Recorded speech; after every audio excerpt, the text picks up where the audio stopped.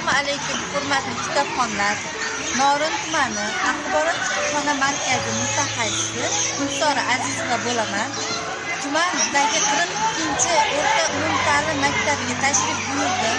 Men bu tashrifimdan maqsadim o'zim tayyorlagan anor loyihasini o'quvchilarga targ'ib qilmoqchiman. Qani marhamat, ketdik.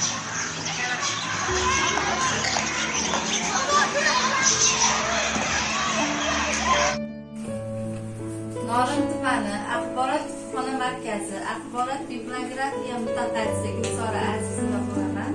Norin tumani 42-o'rta umumta'lim maktabining 9-A sinf o'quvchilari bilan hozir anor loyihasi bilan tashrif buyurdim. Men bu loyihani yaratishimdan maqsadim shuki, o'sib kelayotgan yosh avlodni badiiy adabiyotga bo'lgan qiziqishlarini yanada oshirish. Hozir men bu loyihani O'zbekiston xalq yozuvchisi Abdulla Qahhorning Anor kitobidan tayyorlagan loyiham.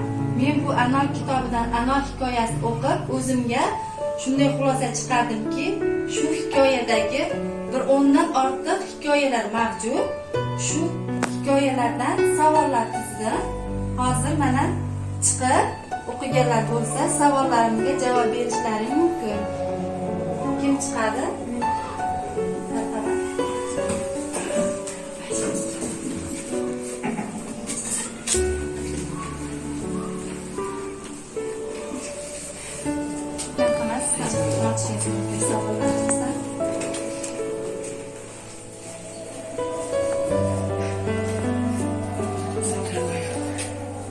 Anor hikoyasida nechta asosiy qahramon bor? Anor hikoyasida ikkita asosiy qahramon. Turobjon qanday holatda yashaydi? Qanday holatda yashaydi? To'g'ri. Mana shu kitobda o'qimaganlarga o'qishni tavsiya etaman. Bu kitob ichida 10dan ortiq hikoyalar ham juda qiziq, bemor, Asror bobo, Kampirlar simqoqda degan asarlari ham juda qiziq.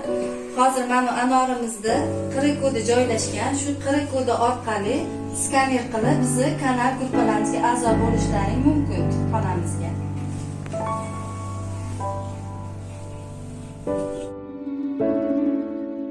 Ikkinchi savol topgani.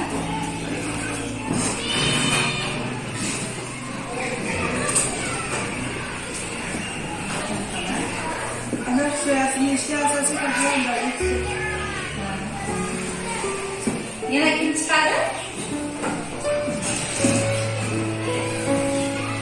O'quvchilar mana ko'rdinglar, bu anor shakli. Mana bu anor shaklini mana QR kodlarimizni ham skaner qilishlaring mumkin. Kanal gruppalarimizda turli shakllari bor, bemalol hujjatlarini o'qishlaring mumkin.